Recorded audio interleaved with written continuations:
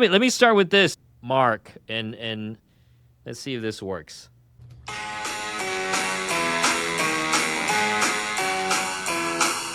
the road, Jack. Don't you come back no more, no more, no more, no more. When you hear that, what comes to mind? What comes to mind for you? I think you're saying that because Jack and I got turned on 144 times. The joke is on both sides is that I say, why'd you get turned on? I say, because of my partner, Jack. And Jack would say, no, it's my partner, Mark. But the truth is, I'm the one who, I've been selling since I was 9 years old. So I'm pretty rejection proof. 144 rejections. Mark, I bring that up. Obviously the rejection piece, but really it's about continuing asking and you keep going. Your book with Ask, The Bridge from Your Dreams to Your Destiny, really gets into that. So what did you learn, Mark, about asking that most people probably don't understand or don't get?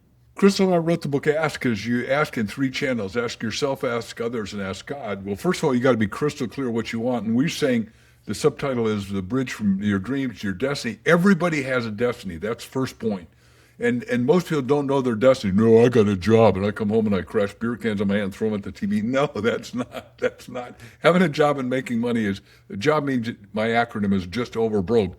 I want you to have a real MBA, a millionaire's bank account. If you're going to be influential, you got to earn your money freedom so you can buy your time freedom, so you can have your relationship freedom, so you can be passionate on purpose about whatever your destiny is. And everybody's got a destiny. You came in, and here's the proof from my point of view, and you can argue anything you want and disagree. And I'm now a publisher. I was an author that spoke and then a speaker that wrote, and then now an author that also writes, speaks, and publishes other people's books, and we finish them in fiction, nonfiction, biographies. Because everyone needs a book. Ben Franklin said it best. If you want to be remembered, leave a legacy. If you want to be remembered, write something worth reading or have somebody write something about you that's worth reading. It's real simple, right? So writing is a form of influence that'll give you a form of affluence. You talk about don't think it, ink it, put it down, write it on paper.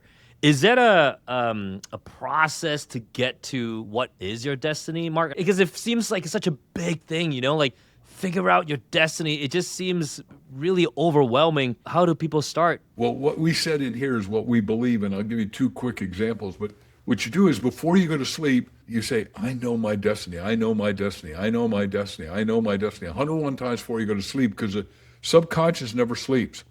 Otherwise, you'd fall out of bed at night, right? And so what Jack and I did is it's called in psychiatry, it's called a thought command. Napoleon Hill did it. His first title was How to Make a Boodle with Your Noodle, and the publisher said, Nap, if you don't come up with a better title, I'm going with that, but I don't think it'll sell. So at 2:30 in the morning, he did this same thing, best-selling title. He came up with Think and Grow Rich, called the publisher at 2:30 in the morning, woke him up, because back then there's no cell phones, there's no way to stop a phone from ringing. And Napoleon, he said, well, look, Knapp, if this doesn't work, I'm never talking to you again. Well, obviously, it sold hundreds and hundreds of millions of books, and should. Everybody, if you want to be successful in business, you need to read Think and Grow Rich, 13 Principles. That and my book, 1 Minute Millionaire, made more millionaires than anyone. I make a millionaire in 90 days. Knapp couldn't promise that, but we teach the principles. Because getting rich faster is like a super bigger, better idea. Then the second thing, when Jack and I did Chicken Soup, we sat in my jacuzzi, and we wrote down 134 titles that we thought we worked on a book for 3 years, and they all sucked. The titles were great and funny and light and bright. What were some of the rejected ones? What were some of the ones where you're like, We said, what does the audience want? How to get laid, paid, and go to heaven. Yeah, well, we rejected it because that wasn't the zone we're in. It's a different set of stories, that one, probably. The truth is, it probably would have sold. So in our respective homes, he was already in Santa Barbara, and I was down in Newport Beach, and this is like 1989. So Jack and I went into our respective homes and did this 101 things, but we said, God in Me knows a mega best-selling title, a best-selling title. God in Me knows a best-selling title. God in Me. Jack calls me up at 2:58. Now remember, 1989, there was no cell phone. My little daughter was becoming a veterinarian at the time, and we got 4 dogs, 88 chickens. We saved frogs. We had everything. Anyhow, so Jack calls me and wakes up everybody, the dogs and the chickens, everything goes nuts. There's 4 phones, and he says, Chicken Soup. I said, for the soul, and we both got goosebumps, God bumps, chili bumps. We knew we had the killer title of all time, and it still got turned on 144 times. So Mark just talked about 144 rejections before Chicken Soup for the Soul was accepted. Think about that. That's a lot of rejections. Can you handle that if people are rejecting you left and right? I have two things I want to dive into. One is from the work that I've done with experts and professionals in my cohort program. The rejection, the first part of rejection is actually an internal one. I had a client where she was an expert in her field. And before her audience even has the chance to reject her, she is self rejecting. She's not letting her own content go out into the world because she feels like, yeah, why would people want to listen to this? Why would people want to read it? And that internal rejection happens before even anybody else has a chance to reject her ideas. So, one of the critical things to work on and to be in an environment on is to have supportive people in a group setting in which you're encouraged to chase your dreams, to put things out there, to be rejected. Again, a group of people, an environment, a coach to help you continue to push through because you might not find your acceptance after 144 times. It might be less, it might be more. But the thing is this, if you quit, it will end. But until you do, you will keep going and you will find success. All right, now back to the episode.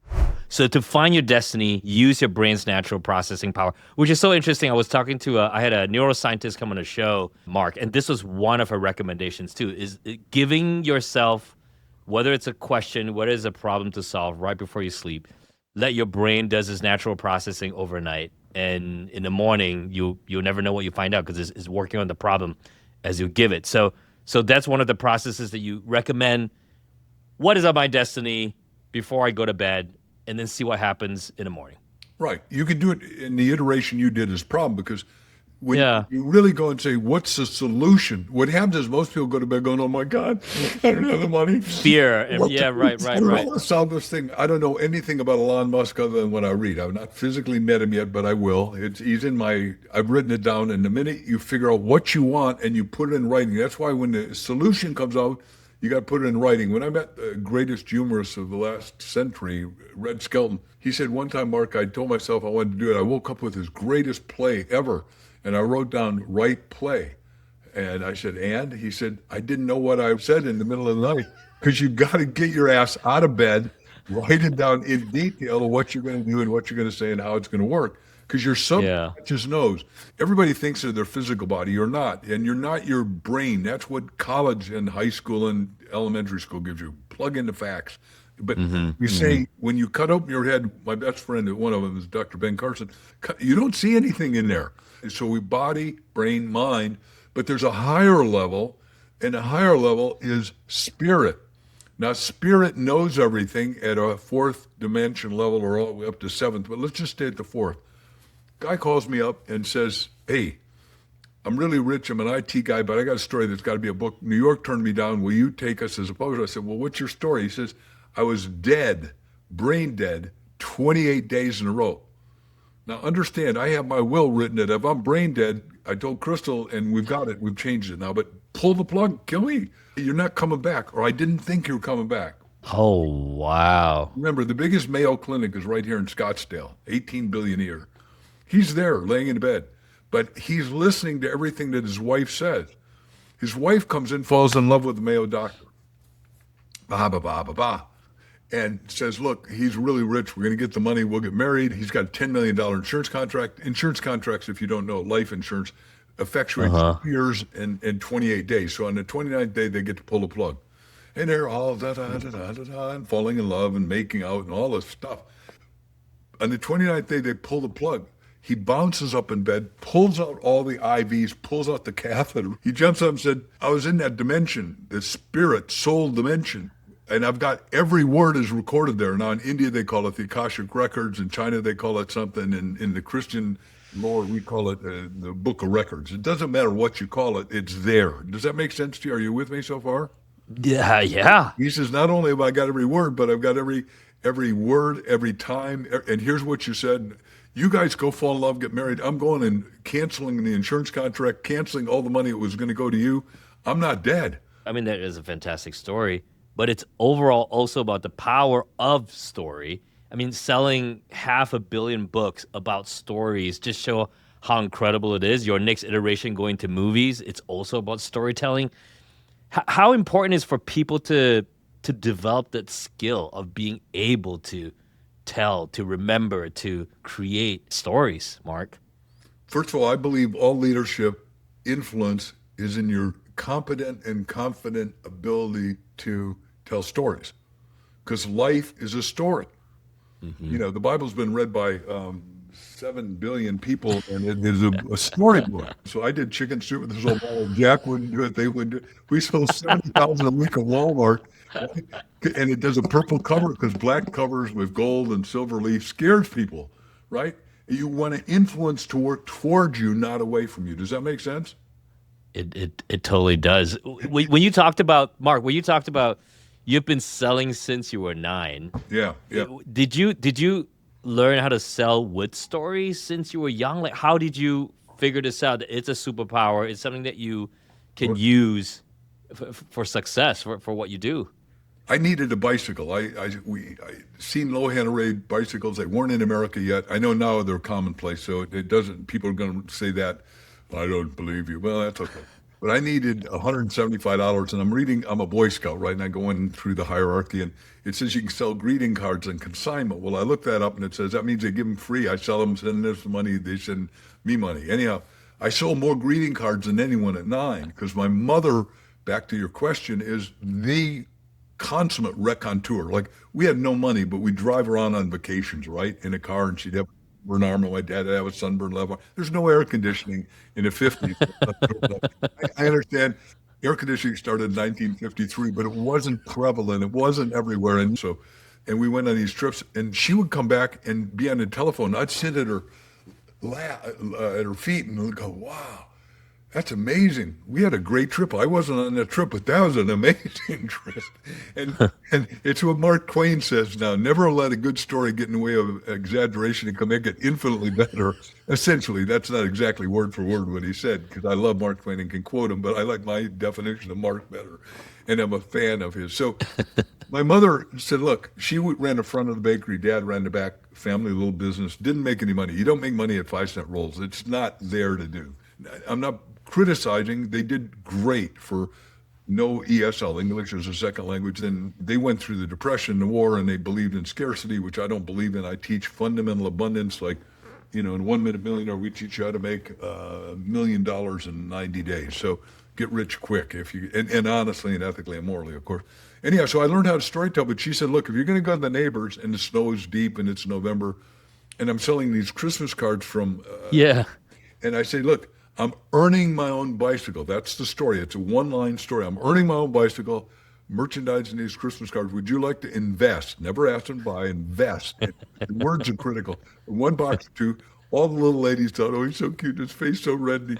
And my older brother would give me furry mittens, and I went like this, and they said, come here, we got to blow your nose, young guy. So I had audience. Look, I sold 300 and I think it was 27 boxes of Christmas cards. The most. I got an award. Now watch this. 40 years later, the same exact company comes to my office.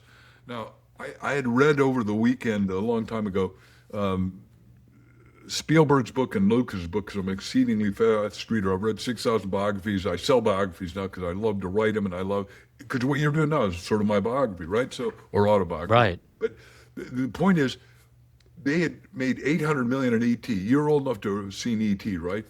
Touch, go home. Absolutely. Absolutely. The point is, they'd made $1.5 billion licensing. I said, Jack, we're going licensing. So, and Jack said, well, what do you know about it? I said, look, and when I was in grad school, I did general systems theory with Buckminster Fuller, the smartest guy on the planet, and I was very blessed. I mean, just beyond blessed. For 7 years, I hung with Bucky, Dr. Fuller, Einstein's best student, arguably, and a great inventor. But general systems here, I'm on the outside, but in 1 year, I'll read everything, think everything, know everybody. That's what influence is about. You got to know the who's who and who's honest, who's ethical, who's moral, who's really got their moonshot trajectories working and has success today and are going to have more success tomorrow. Like Elon Musk, I know people are going to watch this later, so he became a trillionaire a couple of days ago. Well, back when you and I were talking, he hasn't gone public yet with that company, but when he does, he'll be the first trillionaire. I know I'm putting 2 or 3 things together here, but it's all about influence. He is the most influential person on the planet as far as I'm concerned. Now, I know there are people hating because of politics, but TS. You guys are wrong. You got to admire, because there's only two reasons for you to be alive: create and contribute. Create and contribute. And then third, if you do well, be charitable. Those are the three C's of life. Yeah, I don't like those three C's. Saying, go to another world. This is what exists. It's Jim Rohn always would say, look, if you don't like the way it is, the sun rises in the east. If you don't like that, go to another world. Or when you get with God, if you get there, talk to him and see if you can change it. But you probably can't change it. You're probably not that influential. Thank you for that, though. I think having stories, even as you talked about going door to door, your one-line story, you're persuading folks. When I was talking to Robert Cialdini in Arizona, anyway, he was saying Great. Fantastic. One of his stories was about how he thought about the idea of persuasion, which was there was someone coming to his door asking for a donation. And, he's the godfather of influence, so he understands all the tactics. But then after he left that interaction, he realized he gave twice as much as he normally would. And then he asked himself, why? What happened there? What happened in the interaction? He realized that person was asking for money to help with education or after-school programs, and he brought along his daughter, which inadvertently, when he saw the kid, he was like, yeah, I mean, they need help. And so, he gave more. It's kind of like you arriving at the doorsteps during wintertime, and your nose is all dripping. And they already loved you. They already wanted to give you money before you say a word. Persuasion. Let's take a few seconds here to dive a little bit deeper into that. The idea of persuasion is pre-framing what you're about to say so that your audience is ready to receive the message. Because the truth is, when you want to share something, 99.9% of the time, the other party is not ready to receive it.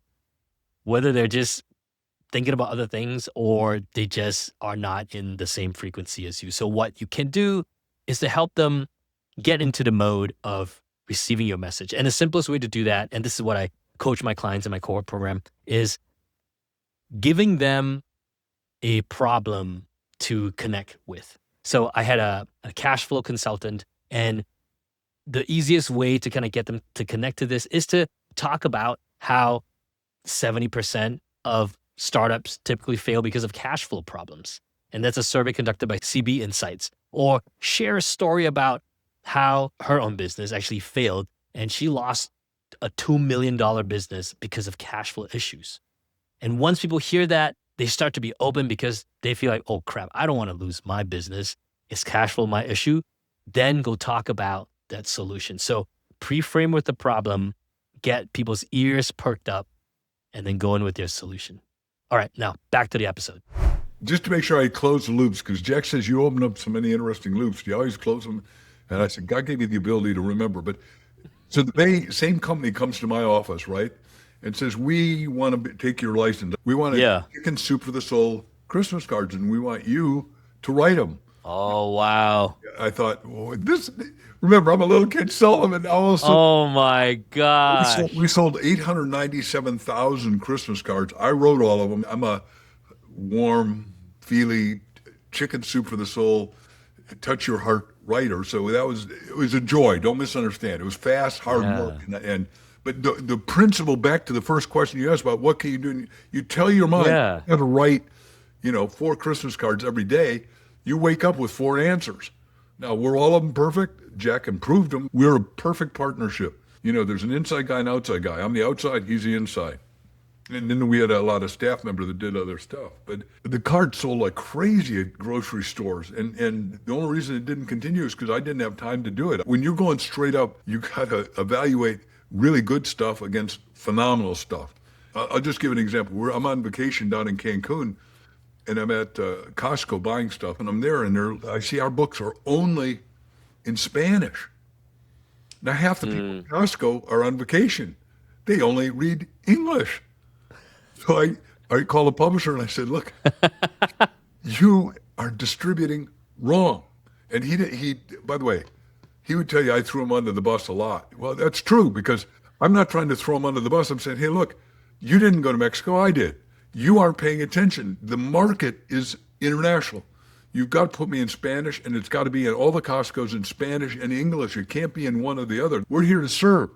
Christ said the greatest function is servant of all, because the goal was, how do you make the world work for 100% of humanity? Well, the answer to the 3 questions back of yours You got to be a master storyteller to be a master influencer. You just have to do that. So, I mean, I once read or heard that you wrote, I mean, over 300, like 323 books. But I got a lot more coming. So when someone's thinking about their first book, I mean, it can be intimidating. You know, maybe you're thinking, is this the right idea? Why would the world want to read this book? What's some advice that you would give, Mark, as someone's thinking about putting their thoughts on paper and putting together a book and a story? So, Howie, first of all, at a macro level, everybody needs to write a book. Because Ben Franklin correctly said, either write something worth reading or do something worth writing about. That's his exact quote. That's number one. Number two is that a book is the best leverage you've got to market yourself. And then you got four choices. You either do nothing and bury it, which is not a good idea, because the big guy says burying your talent is wicked and slothful, so I'll go with that. Number two, you could self-publish. And self-publishing is great, but it's hard work and it's all vertical uphill. And the people that are doing it now come back to me and say, I made a mistake. It's cost me more to do it by myself than do it with you. So number one, don't do it. Number two, self-publish, which is noble, important, and you get it done, but it won't work probably because Amazon won't take it. Number three is go to a major house. And I'm with 8 houses because I've been prolific. Random House, Simon & Schuster, HCI. I can go through all of them. And they're wonderful people, right? Yeah. They all know how to publish in print. They don't know what I know, which is how to massive market, which is really the key, because two business things in influence. Number one, innovation. Number two, marketing. That's it. There's nothing else. If you don't master those two, forget it, because when you're done with the book, you're 10% done. You got 90% to go, and those are the two things. You got to keep innovating and keep marketing it cool, great, grandiose, killer ways that no one else thought of. And publishing houses, you can't believe the amount of ideas I got turned down with 1 Minute Millionaire. We sold 3.7 million, and lawyers comes in.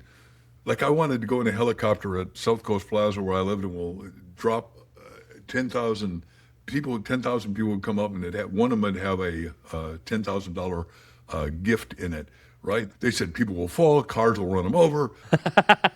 Guess what? My idea got squished. Okay, the fourth one is you come to a house like me, Mark Victor Hansen Library, which is probably the fastest growing. We're doing books that are just we're doing even trade books. Like, this guy made $17 million a year as a plumber, right? Called Fetching Millions. I believe half the kids shouldn't go to college. Now, I'm good at college. I suspect, as smart as you look, you probably did college and were really good at it.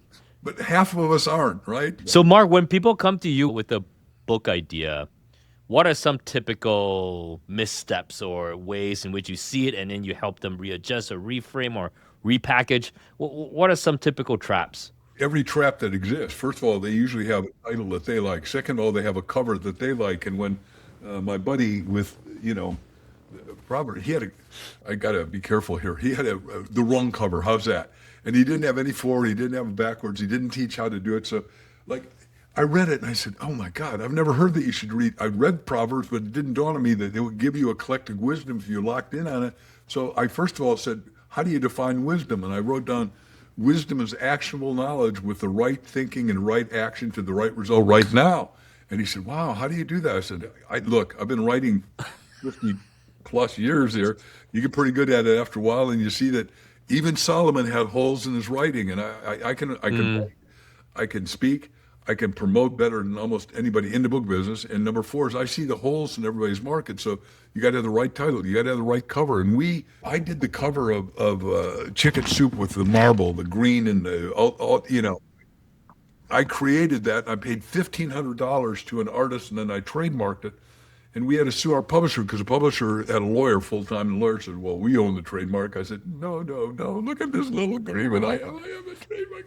The third biggest mistake is you go to a publishing house, and even Amazon, and by the way, Amazon and Ingram have a little publishing house, but when you sign the agreement, you lose you. Right. Yeah, you gave it all away. But when you sign a contract with us, the author owns their IP. You can be more influential faster with a book leveraging you than anything else, but you need to own you. Mark, how do you help someone that's all right listening to us right now and they say, okay, I gotta ink my ideas, I gotta put it down in a book, but I have a lot of different ideas. How do you help them figure out which idea to focus on first, or how does someone go about creating that first book if they have a whole bunch of ideas in their head? First of all, let me give you a thumbs up. That was a great question because everybody thinks, well, I got too many ideas, but let's talk it through. I said, first principle, you got to figure out what you want and what book do I want most? What book has the biggest market? What book can I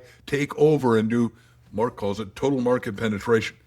I own the chiropractic market. I own the megachurch market. I own these markets that I've spent years and decades getting into and taking over. So broadly appealing is actually more important. No, it's got to be a specific market. It's got to be a Ah, niche. You got to take a niche and own it and jump niche to niche to niche to grow rich to rich to rich. And then keep the niche. You don't lose the. Why would you ever give up a niche if you own it and you can keep doing something in it? Oh, here's that book I promised to show you. the first. Back when I was doing life insurance business, everyone said, "You're the best storyteller ever. Do you have it in a book?" So I wrote this, published it. It's called Stand Up. There you go. And we sold 20,000 copies to little audiences of 5, 6, or 10 people in little insurance offices. This is the grunt work that nobody wants to do. Only 2 speakers I know that have done it. Myself and Tony Robbins did 1,000 talks a year. I'd be Wow. up at 6 in the morning talking to a group. I'd talk 1 at 10. I'd drive to talk 1 at 2. And if somebody wanted me at 8 o'clock at night at a dinner, I'd talk. But I said, look, this isn't a New York Times bestseller. It's not a national bestseller. It's my bestseller. I sold 20,000 copies at $10 each. That's 200,000. Today, that's 2 million. Pure grind. It's like pure grinding, pure doing the work, meeting the people where they are, meeting the audience, going to them. Now, back to your question. When we went to sell and our agent fired us, we went to Berkeley and I'd written this book and I brought it and handed it to them. So they said, well, we'll only do it if you sequel and prequel because you guys are so big on that. So we did this. Jack rewrote a little bit of it, but we had from Dare to Ask all the way to Dare to Know God. And the first iteration of Dare to Ask became the Aladdin Factor, which, by the way, God was working for me. We came out exactly the time Robin Williams came out with the Aladdin. Oh, wow. I mean, What great timing. I mean, you couldn't have better timing, but that's why you got to have too much available. Back to your question, which was, I said, a phenomenal question, is you write down all your goals. And there's only 2 of us in the world that teach this, and Brian Tracy, who's a dear friend, and I. And you write down 10 new goals a day. 10 new goals first thing in the morning. Just get up, take 10 minutes, write down 10 more things that you want to do. I've got 50 years of journals here. Most people have no journal. I wouldn't pay $50 for a leather journal. Well, be a dumbass squared. Stay broke. Stay stupid. Don't use your ideas. God gives you abundance because you're born over endowed, but it can't come to work unless you do it.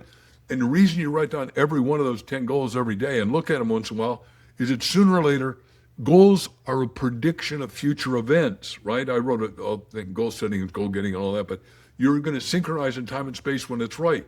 Because you wrote it down today doesn't mean it's going to happen tomorrow. It will come to pass, right? I can't. So write all the ideas. All the ideas. Every day them. you're putting on ideas. You're putting on goals. Then what do you do with that, Mark? Like how do you pick? So you ask all these questions, right? What has the biggest potential?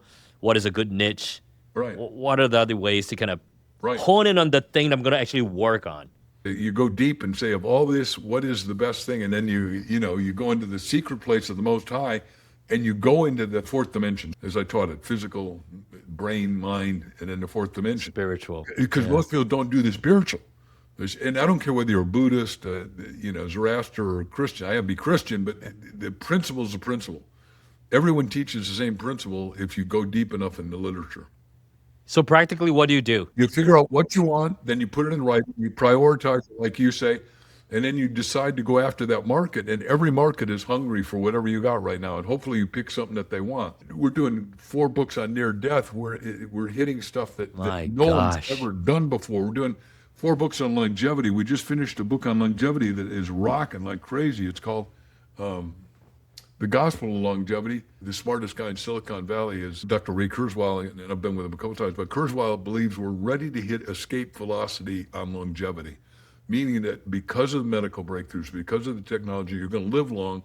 But if you're going to live long, you better be connected spiritually, is what Jim's saying, the gospel of longevity, because if you're going to have it, you want to have your spirit be fulfilled, right? So you have a fulfilled life spiritually, mentally, physically, emotionally, all that stuff, familially. That's great. So you sort of get into that mode. You know what you want. You start working on it.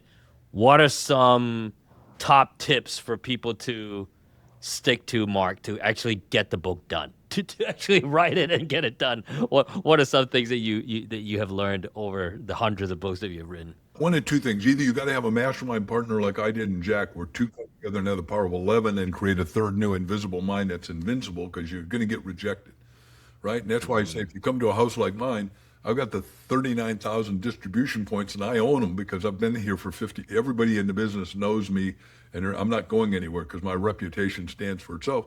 And you say, well, 29,900 is a lot.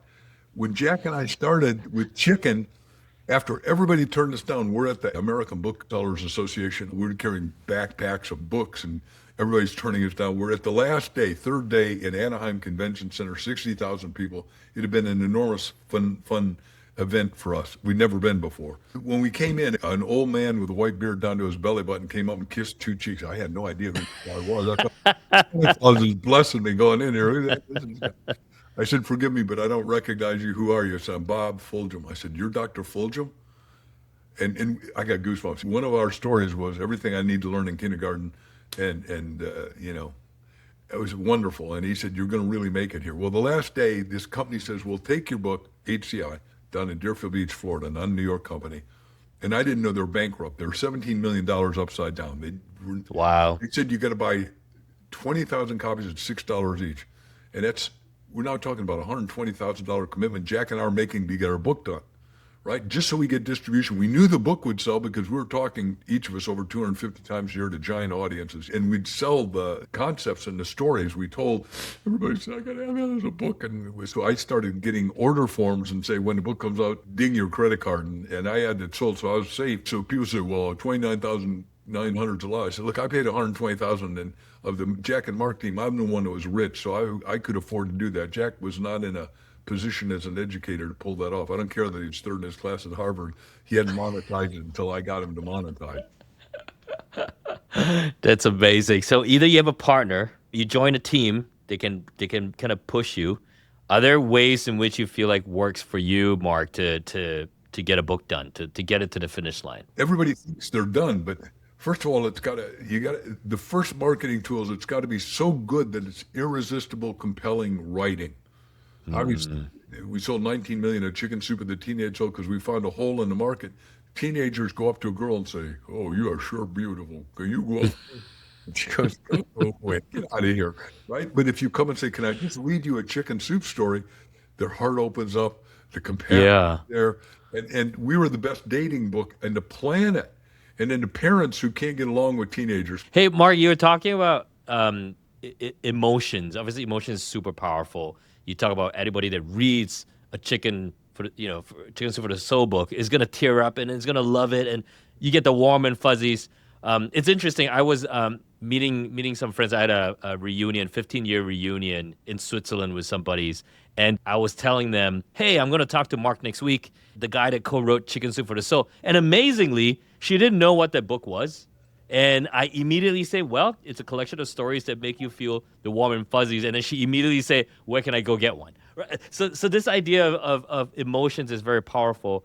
How do you coach someone who wants to write a nonfiction book, a business book, but to put in the emotions that obviously is what people want to read and feel into a nonfiction business type of book? So the three principles we teach. Number one, the book's got to be totally original. We're talking about nonfiction or fiction. It's got to be original. Story no one's ever heard before, thought before, or experienced before. And number two, it's got to be transformative. It'll transform the writer because you have to think it through, but it's got to transform that reader. And then number third, it's got to be inevitable that they do that pass along. So when we did this book, 1 Minute Millionaire, we said, look, we got to do it different. So butterfly is a universal symbol of freedom. And we said, look, you got to earn your money freedom to get your time freedom so you can have your relationship freedom. So the fourth freedom, you get passionately on purpose about what your destiny is. And we said, look, we're going to do my corporate colors, which, boy, Random House resisted this. You're going to do yellow and purple? I don't think it'll sell. I said, well, we sold 3.7 billion the first day, so we figured out how to do it.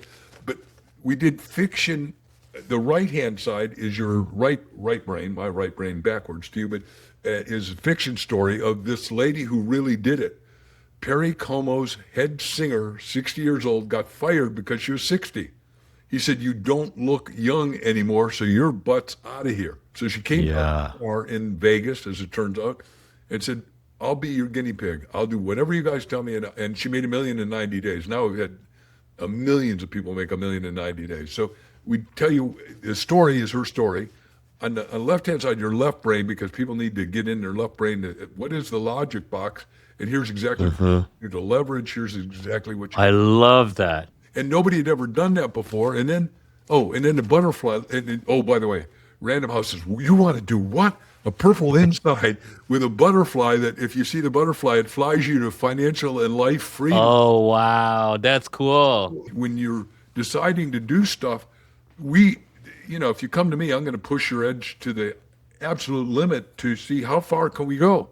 Because the best has, people say, what's the book you ever wrote? I haven't written it yet. What's the best sale you ever made yet? I haven't made it yet. What's the podcast you've ever done yet? You haven't. If you've done it, then ours is the last.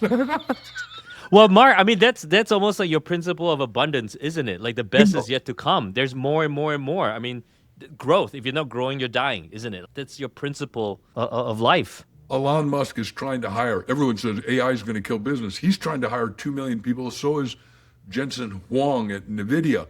And they can't, which is because when they come, I got an academic going to Harvard, Stanford, Oxford. That's not what these two guys ask. Watch their videos. Both of them ask the same question. Howie, tell me the biggest problem you've ever solved, and I'll give you mine, and then you. How was that? Yeah. Give me yours. Yeah. So, are you old enough to remember the OJ trial? Of course. Yeah. So OJ sucked up all the media. I mean, there's no media. So Jack calls me up and says, okay, now we sold 1.5 million books, but media is dead. We can't get on any TV shows. We can't get radio. No, it's over. And his statement's always the same because the Harvard teachers ask, what are you going to do about it? But Jack, we're 50-50 here, Bill. It's what are we going to do about it? But I solved it already. He says, you did? What did you do?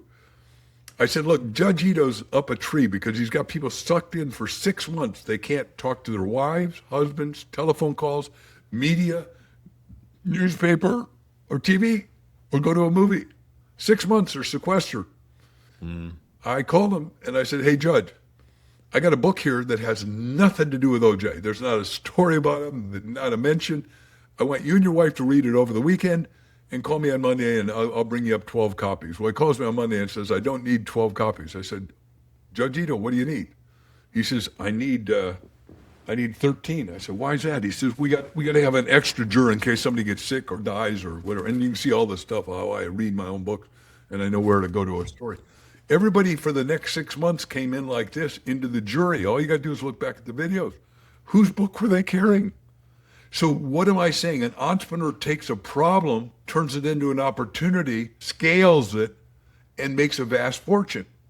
Now, what did I do? I took a problem. Media, every book was not going to sell, not just Mark Victor Hansen books. I don't care if it was Oprah or whoever. She didn't think of this, I did. And all it takes is one idea to get rich and one idea to overcome every problem and look into the problem because the problem is intrinsically got the solution if you go deep enough. You have the problem because it's yours to solve. Does that make sense? Absolutely. By the way, when I heard Clem Stone tell Jack and I the problems are good, I thought, look, I know you're a billionaire, but you're out to lunch, pal. If you had the problems I got, that's where poor people stay poor. They don't understand what you just said. Abundance is fundamental, but abundance is you overcome all the problems. And you overcome the little problems like you learn the ABCs so you can learn a word, so you can learn a sentence, so you can learn a paragraph, so you can write a book, right? And what happens is you solve the little problems, and here's the guarantee: when you get bigger, you can have bigger problems. Everyone says, "Well, when I become a millionaire, then I won't have any problems." Right. Well, you get to solve bigger problems. You get to help more people, bigger impact as you grow. And you're more successful. We did. If I reach this, this guy's worth $8.4 billion, and we just wrote his biography. But let me take you through the story, right? JP and I are both Horatio Alger Award winners. It means we came from rags to riches, from none to something, and been excessively philanthropic, and I'll talk to that if you want. But JP, when I had him talk at my seminars, right, like at my mega book seminars, you can't pay a billionaire. It doesn't fit, it doesn't work. Right. So I said, right. What do you want? It's not about that. It's not about money. No, Not no, about it's money. just I'm bringing a few people. Now remember, I'm running 3 days and I'm feeding them 3 times a day. Well, he's bringing 20 people. That's $500 times 20 times three. This is it's worse than having to pay him a fee. And we had a ball, and he and I are great friends. So he's on a boat in his yacht in the Mediterranean one day, and he calls me and he said, "I'm here with RFK Jr. and I finally finished my book." I said, "JP, I'm a publisher. I want to publish your book." And he said, "What is it called?" It says, "Success unshared is failure." So if you make it, you got to go help other people. So I said, "Send it to me." He sends me 19 pages. I said, "JP, I love you, brother. But in our business, 19 pages is called a chapter or maybe 2 chapters if you're really lucky and I can stretch it. But you got to." Wait, that's it? He's like, this is it? This is the book? He sent you 19 pages? He thought it was. I mean, he has 37,000 beauty salons in 103 countries. Did Patron, made $100 million, 100 million bottles a month. Oh, yeah. Right. Oh, yeah. And he owns 3 gold mines. So he's a businessman and superb. So I said, "All you got to do is let me interview you." And he said, "Just call his secretary," which I'm not going to name. I was going to name her, but I'm going to skip it. She's a good friend too. So I called her and she said, "Mark, I don't care what JP told you. You can't get on his calendar for 3 months." I said, "No." He told me Oh, wow. all right, send me the money, right? Because we do biographies that cost $200,000. So it's a serious, because it takes 2 years to do a biography. But it's, Wow. we're doing biographies for cent millionaires and billionaires because people come to me and say, "Oh, I'll refinance my house." I said, "Not for me, man. I already made it. I'm not letting anyone go in debt. You either got the money or you ain't got the money, or you figure out how to get the money." I've always figured out how to get the money. The Bible starts out in the beginning. In the beginning the word is enalo. It means you go from nothing to something with thinking, right? And book writing is hard. It's real work. I'm making it light, but the book comes out here in a few days. Now, some people are going to be watching this in a while, so they're going to say, "Well, that's #1 bestseller." You can't believe the cool stuff we're doing because he's willing to market. Yeah. Yeah. You want me to talk to that? Yeah. Well, absolutely. Like, how do you market? Well, it's just almost like a full circle thing. We started with asking. How do you ask? Obviously, marketing is part of asking people, influencing behavior, asking people to do something, buy the book, be creative in that. So how do we do that, Mark? So I'm a student of whoever does the best. And in podcasting, do you know who's got the most views per month, every month? 1 billion? Oh gosh, it's got to be either Rogan, Diary of a CEO. I mean, those two guys. It's got to be either That's what one you'd of them. think, wouldn't you? Yeah, it's not. Turns out it's a woman. Is it Mel Robbins? No. The #1 woman is Adlai Kinsman. Now, I did everything I could to get with her in Nashville, and you can't get with her. There's no way. So I looked every one of her podcasts, and suddenly one of her podcasts was with one of my students. Oh wow! I did this book called, I don't know if I can reach it. Mark, it's like we're in a museum. I love it. I love it so much. It's like we're in a book museum, and you're just like pulling books from everywhere. So which one is this? The richest kids in America, how that got that way, and you can too. 19 kids have made multiple millions before 19 years old. And then here's me in the back having fun with all the kids, and we're just laughing our ass off. And I had Art Linkler with. We're all little kids making fortunes. But this kid had made $50 million with a T-shirt that says, "Who's your mama?" So I pull up Danny, and he starts out saying, "Whatever you want, Mark, you got it, because you made me rich." Because when people read the book, they go buy one of his T-shirts and they go to his seminars. Of course. Now he's 20-something. So I said, "Danny, you interviewed Adlai Kinsman, and I cannot get with her." I said, "I've tried everything, and you're my hope. You got to get me with her." He said, "No problem." While we're talking, he takes his cell phone, and you can hear him go. Blah, blah, blah, blah, blah, blah. No way. Wait, the story gets better. Look at that. I got goosebumps. Look at that. He texts her and says, "Mark Victor Hansen wants to talk to you." And remember, I'm talking to her now, first of all, about John Paul and how to promote him on her station to 1 billion plus views a month. Holy crap. She's outperformed everybody because she's outthought everybody. Remember, I teach outperform, outthink, outsell, outmarket everybody. All it is a thought. A thought is a vibration. Vibration is higher than law of attraction, which most people don't know.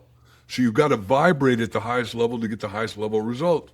And vibration is depend on whether you're doing your inner work so you get the outer result. Okay, so I get a text back. It's from Adlai. And Adlai said, Mark, I want to talk to you immediately when this call, you're done with Danny because you saved my life. I've never heard of this woman. Now, I'm assuming it's chicken soup that saved her life. It is not.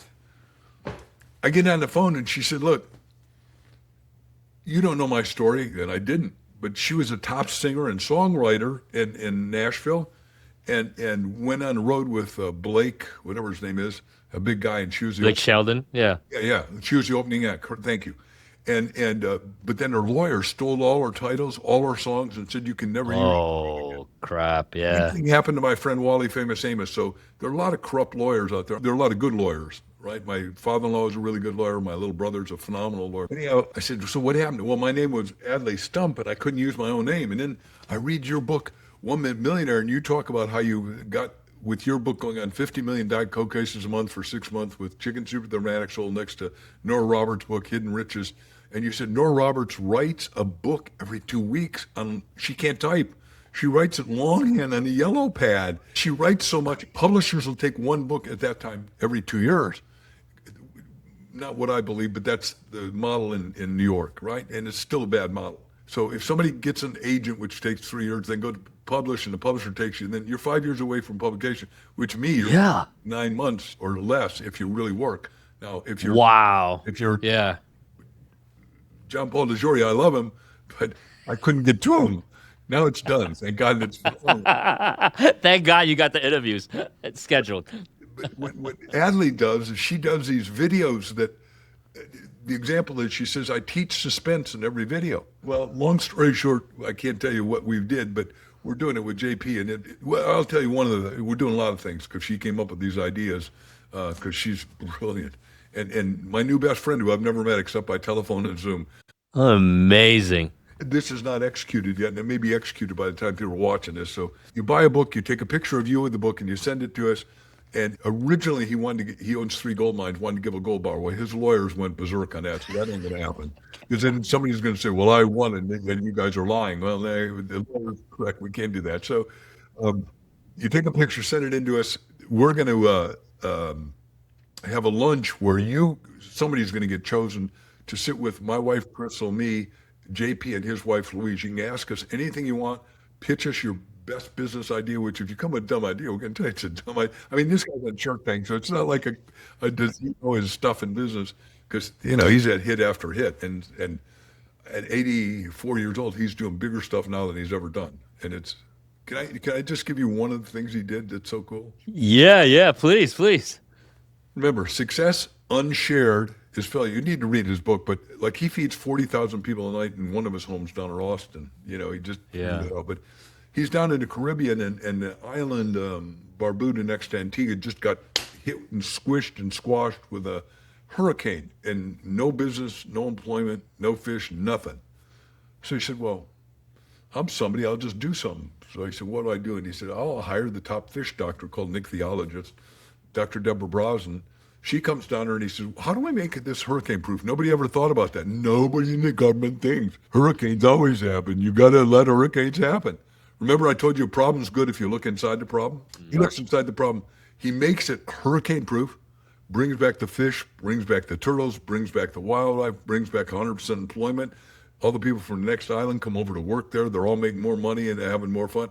And now all the Caribbean islands, 28 islands, are saying, can you make us all hurricane proof? Just because people in the problem can't solve the problem. Let me give you the best example. Boeing is supposed to go retrieve our astronauts, get $2 billion, and can't do it. They come to Elon Musk 2 weeks later with $1 billion. He brings them all back alive, healthy, and happy.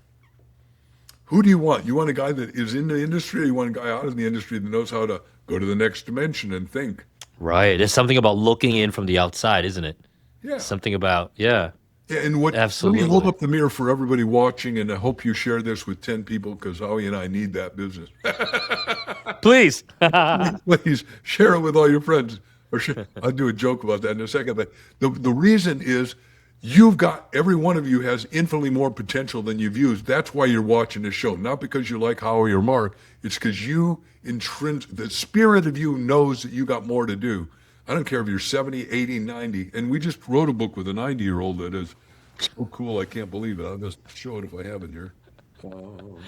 Guys, whoever is watching or listening, I feel like no matter what kind of excuse you have to not be successful, Mark is going to show you a case where someone in your exact situation is successful. So there's really no excuse to lean into abundance and go build your dream.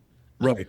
Sarah O'Mara has been nothing but successful against every odd. I mean, here's a woman who's in the book's called Healed, and it's called Your Miracle Awaits You. And she said, at 90 years old, why would anyone want to read me? Anyhow, but Sarah O'Mara is in her 20s and a little movie star, but she's got cancer for, remember, she's 92 now, so we're talking about 70 years ago. And the doctor said, there's nothing we can do, you're dead. So she checks herself out of the hospital, has been watching on TV Catherine Coleman, who is a faith healing minister. And she goes to the Shrine Auditorium where I've talked a lot of times in LA. It's 4,000 seats, but it's sold out. She can't get in and she's bleeding and not doing well. And she walks back to the parking lot and a lady's coming in with, says, Sarah, how are you? I said, oh, I'm dying and I can't get in. There's no seats. And she said, oh, I got an extra ticket. Here's your ticket, but it's up in the third story balcony. Let me walk you up. She's sitting in the third story balcony. And Catherine starts talking and says, there's a lady in a red dress that's dying of cancer right now in the third story balcony. And I see the Holy Spirit in it. Well, everybody in a row falls over. She's immediately healed. Now, remember, she's 20 and shy. And Catherine says, you're going to come to the stage and talk now. What are you doing? I'm trying to be a movie star. I'm not trying to be an orator. And it goes down her. Long story short, she learns that she's got the same healing juice that Catherine did. They're best friends. She heals people. Wow. Once a month, 9 months a year, she's here. And it's called the Little Chapel. You can go online and look it up. But she says, well, when I do the book, Mark, what's going to happen? I said, when you do this book, we're going to have to blow out the back in front of the chapel. You need more places for more seating, more room. And by the way, that's exactly what happened because she said, come on, that doesn't really happen. She said, yep, it happened. Because the point is, she's popular and loved by all of us that know her, but she wasn't known to a big, we had people. That's right. That's right. Last Sunday from literally all over the world because the book's going everywhere. Because remember, I told you we got 39,000 distribution points. I'm going to self-publish and get it out. You're going to have to do as much ass-busting behavior for the next 50 years to figure out what I've figured out. You can waste your time and do it that way, but it's expensive, it's arduous, it's hard, and if you have a spouse, they're going to tell you, you aren't very smart.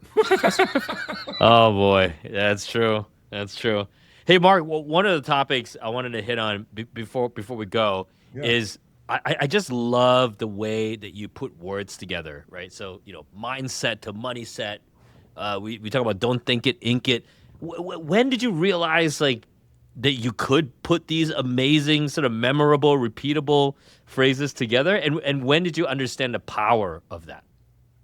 First of all, I think there's intrinsic power in knowing that you got to have inspiration, to have aspiration, to have dedication. There we go. You see? Yeah. Well, so, and I happen to love rhymes and rhythm and I can be a wordsmith. In fourth grade, for the rest of my life, I'm going to memorize at least one word a day. And then at 17 years old, I'm in an honors English class with my first grade teacher, John Reinhardt. Now, remember, my parents, we didn't have books in our house because when you speak Danish and you don't read it, you don't go buy books for your kids. They weren't anti-books or any of that. My parents loved that we were all getting educated, but it wasn't protocol. But this guy has me fall in love with books, and we're studying Shakespeare, and he'd come in and slap his hand at the desk, and he was a thespian and a showman, and jingle his change and say, Marcus, last night you read this story in Shakespeare. How does that relate to what Walter Cronkite said? And I go, whoa. and by the way, he expected all the students in there to have figured this kind of stuff out, and I mumbled through, but he and I became best friends. Anyhow, I won the Book of the Year award at McCormick Place in Chicago. My parents had already passed away, so 60,000 people are there, and this is the big event. You don't get any bigger in the book business. I've got a couple of things I've won that are so beyond. I mean, you can't ask for it. You just keep working, and good stuff shows up. I said, hey, John and Ellen, would you guys come? So I'm in front of 60,000 people, and I said, look, I'm here for a lot of reasons, but the big one in education is I had a great inspiring English teacher, and then I told the whole story about John Reinhardt. And one other thing is that I was in his class when JFK got shot, 2:15 in the afternoon in Dallas. And the principal comes over and says, ladies and gentlemen, school's out. The president of the United States has just been killed. Talk about a chicken soup story. Reinhardt Oof. slammed his hand down on a desk and said, "You're not leaving. You're calling your parents. We're going to talk about what JFK means to each of us." Oh Until my gosh. I call my parents and I say, "Hey, I'm not coming." And I had a job and I had to call the job and say, "The president's dead and I can't come to work."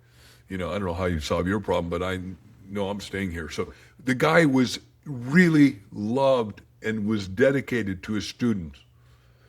And I can go on, but I'll stop it there and say, of course he deserved he hadn't gotten accolade, and I got accolade, but I wanted to share it because the goal in life is to have reflected glory and then resplendent glory, and then glory, not to glorify Mark Victor Hansen, but to glorify great education. And education is a Latin word. It means to draw out, not stuff in. Mr. Reinhardt never stuffed us with stuff. Yeah, we had to read it and we had to own Shakespeare, but we had to go to transcendent consciousness to understand what does that mean to you. That's amazing.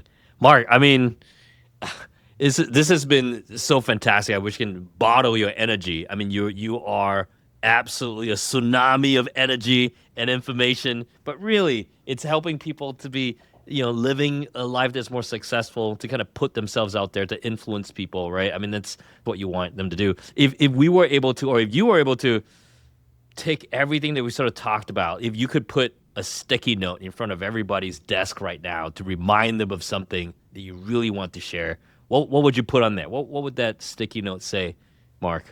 You own you, and you're obligated to do something great with it.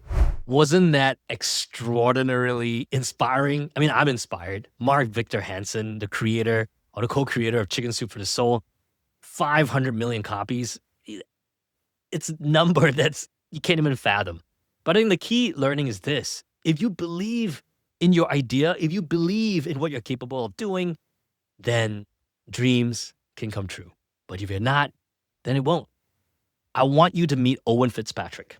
If you haven't already, listen to our conversation about how you can create any reality, anything that you want to have happen for you. It starts in here, and he can help you figure out how to do that. So if you're on YouTube, go click on the link here. If you are listening on a podcast, the link is in the show notes. Meet Owen Fitzpatrick, the belief psychologist.